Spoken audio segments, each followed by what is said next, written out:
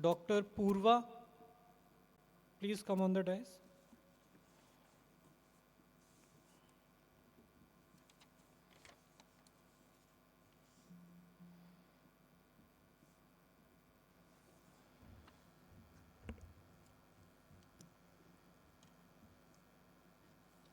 Good afternoon, everyone.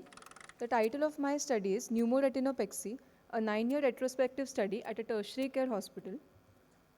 So, pneumoretinopexy is a technique for the repair of selected cases of rheumatogenic retinal detachment. It is done by injecting an expandable gas and applying retinal cryotherapy or laser photocoagulation to seal the retinal breaks. There is an increase in popularity of PNR as it has been proven to be a safe and effective procedure with good success rate.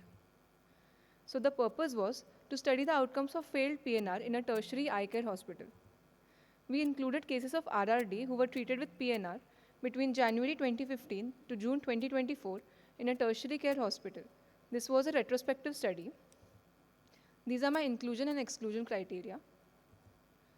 So we recorded patient demographics like age, gender, lens status, the type of gas used for PNR, retinal status following PNR. In cases with failed PNR, we recorded the cause of failure, further follow-up and treatment, delay between advice and the second intervention, the final surgical outcome following subsequent therapy, and final BCVA. Final BCVA between cases with successful and failed PNR were compared.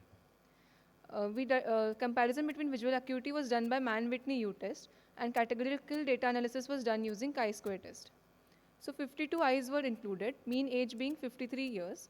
And we saw that there was no significant association between age, gender, preoperative status, and the tamponading agent used for treatment failure. About 50% patients had attached retina following PNR, while in 50% patients the retina was not attached. The causes for failed PNR were studied, and missed break was the commonest cause noted. So these 26 patients were advised additional surgeries, out of which 3 patients lost to follow-up.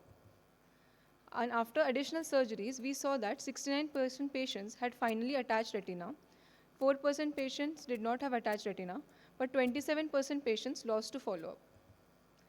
The visual acuity was compared, and it was seen that patients with retina attached after PNR had better visual outcomes than those who required an additional surgery. The delay between time of advice and secondary intervention, as it increased, there was a reduction in visual acuity.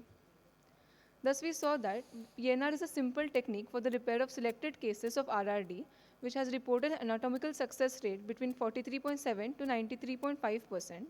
Patients' compliance to position and proper case selection are the most important factors.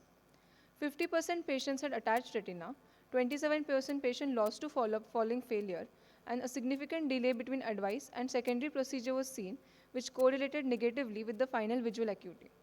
The cause of delay could not be recorded because it was a retrospective study and it was not documented in our medical records. So we conclude that though PNR is a simple and effective procedure, limiting factors in our settings would be failure to follow up and delay in second intervention, proper preoperative examination and preoperative counseling regarding need for positioning, follow-up and immediate resurgery is essential. The exact cause of failed PNR could not be determined in all our cases, and cause for delay between advice and additional procedure and failure to follow up could not be determined. These are my references. Thank you.